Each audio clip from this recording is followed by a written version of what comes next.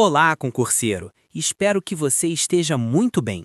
Para facilitar o entendimento do conteúdo, vamos dividir esse tema em 3 blocos.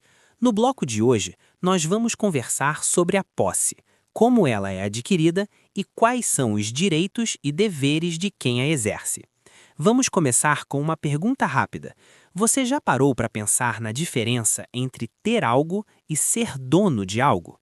Por exemplo, se você aluga um apartamento ou pega um carro emprestado, você tem o bem em mãos, mas ele não é seu de verdade. No direito, isso se chama posse. É quando alguém exerce controle sobre uma coisa com a intenção de tê-la para si. A posse pode ser adquirida de várias formas. Um exemplo simples: você compra um celular usado. No momento em que recebe o aparelho, você passa a ter posse dele.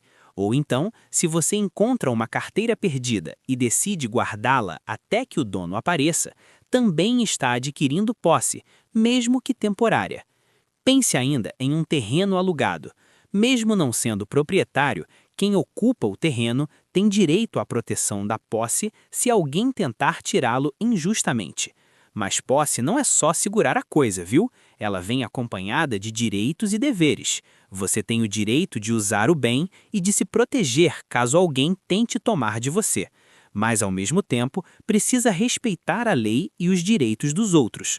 Um exemplo prático: se você aluga um carro, você pode dirigir normalmente, mas não pode vender o veículo ou danificá-lo. O direito de posse garante proteção, mas também exige responsabilidade. O direito ainda oferece um conjunto de instrumentos chamados ações possessórias. Elas servem para proteger quem detém a posse quando alguém tenta tirar a coisa de forma injusta. Imagine que você mora de aluguel e o proprietário tenta impedir sua entrada sem motivo legal. Nesse caso, você pode recorrer à justiça para garantir que a sua posse seja respeitada. Uma coisa muito importante: posse não é propriedade. Posse é o exercício de fato sobre a coisa, enquanto propriedade é o direito pleno, formalmente reconhecido. No dia a dia, isso é fácil de perceber. Você pode ter um celular emprestado, mas ele continua sendo do dono. Mesmo assim, o direito protege o seu uso enquanto você tiver a posse e garante mecanismos para resolver conflitos. No próximo bloco, vamos falar sobre como a posse pode ser perdida e vamos nos aprofundar nas ações possessórias, mostrando exemplos que acontecem no dia a dia e que também costumam aparecer bastante em provas de concurso. Vamos continuar nosso estudo sobre posse e propriedade. No bloco anterior, conversamos sobre o que é posse, como ela se adquire e quais são os direitos e deveres de quem a exerce. Agora, vamos falar sobre como a posse pode ser perdida e também sobre as ações possessórias, que são as ferramentas que o direito oferece para proteger quem detém a posse. Deixa eu te perguntar uma coisa: já aconteceu de alguém pegar algo seu sem permissão? Ou de você perder o acesso a um bem que estava usando? Pois é, no direito isso se chama perda da posse, e ela pode acontecer de várias formas. Por exemplo, quando você aluga um apartamento e devolve as chaves ao final do contrato, você perde a posse de fato do imóvel. Outro exemplo é quando alguém invade seu terreno e você deixa de ter controle sobre ele. Nesse caso, a perda da posse ocorre por esbulho.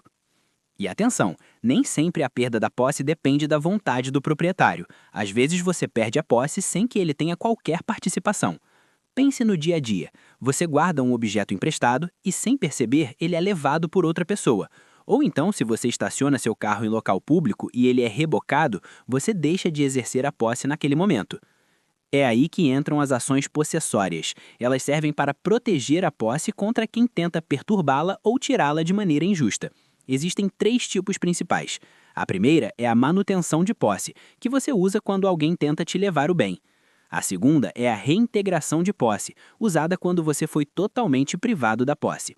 E a terceira é o interdito proibitório, que serve para impedir que alguém tente tomar a posse no futuro. Vamos a exemplos do cotidiano. Imagine que você mora de aluguel e o proprietário tenta impedir sua entrada no imóvel sem motivo. Nesse caso, a ação adequada é a manutenção de posse. Agora, se alguém invade um terreno seu e ocupa o espaço, você vai recorrer à reintegração de posse para recuperar o controle do bem. E se existe risco de alguém entrar no seu terreno, mas ainda não entrou, o interdito proibitório serve para evitar que isso aconteça. Perceba que a posse é protegida mesmo quando você não é o proprietário.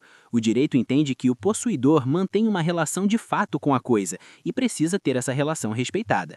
Na prática, isso garante segurança e evita conflitos, permitindo que quem está de boa fé usando ou ocupando um bem possa continuar a exercer a posse sem preocupações. No próximo bloco, vamos fazer a conexão entre posse e propriedade, mostrando como a posse pode levar à aquisição da propriedade, além de detalhar mais direitos e deveres do possuidor, sempre trazendo exemplos do cotidiano que ajudam a fixar o conteúdo e que costumam aparecer bastante em concursos. Chegamos ao nosso último bloco sobre posse e propriedade. Nos blocos anteriores, já conversamos sobre o que é posse, como ela se adquire, os direitos e deveres de quem a exerce, a perda da posse e as ações possessórias. Agora vamos ligar tudo isso à propriedade e ver como esses conceitos aparecem na prática e nos concursos. Vamos começar com uma pergunta. Você sabe qual é a diferença entre ter um bem nas mãos e ser dono dele de verdade? Pois é, isso é a diferença entre posse e propriedade. A propriedade é o direito completo sobre um bem. Quem tem propriedade pode usar, aproveitar e dispor da coisa, sempre dentro da lei. Um exemplo do dia a dia. Se você compra um carro, você passa a ter a posse no momento em que recebe o veículo, mas só se torna proprietário quando o documento está em seu nome. E você pode estar se perguntando, o possuidor pode se tornar proprietário? A resposta é sim, em alguns casos, como na uso capião. Por exemplo, imagine alguém ocupa um terreno por muitos anos, cuidando dele e usando como se fosse seu, sem que o verdadeiro dono se manifeste. A lei reconhece que, depois de um tempo, essa pessoa pode se tornar proprietária. É um jeito de mostrar como a posse pode evoluir para a propriedade na prática. Enquanto isso, o possuidor sempre tem direitos de proteção, mesmo não sendo dono. Ele pode usar o bem, defendê-lo se alguém tentar tirar e recorrer à justiça para garantir sua posse. Mas, junto com os direitos, vêm os deveres. O possuidor precisa respeitar o bem e os direitos dos outros, não pode danificar ou usar a coisa de forma proibida. Um exemplo do dia a dia. Você aluga um apartamento. Pode morar, usar normalmente, mas não pode destruir o imóvel ou vender sem autorização. É interessante notar como posse e propriedade caminham juntas.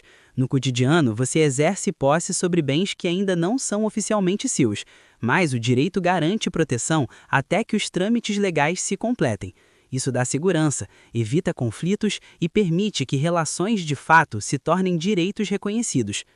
E outra coisa importante, a proteção possessória não desaparece depois que você vira proprietário. Se alguém tentar invadir sua casa ou tomar seu carro, você ainda pode recorrer às ações possessórias para defender seu bem. Isso mostra que essas ferramentas legais são úteis tanto para quem possui quanto para quem é dono. Aqui terminamos mais um bloco. Até o próximo. Se gostou, inscreva-se, curta o vídeo e ative o sininho.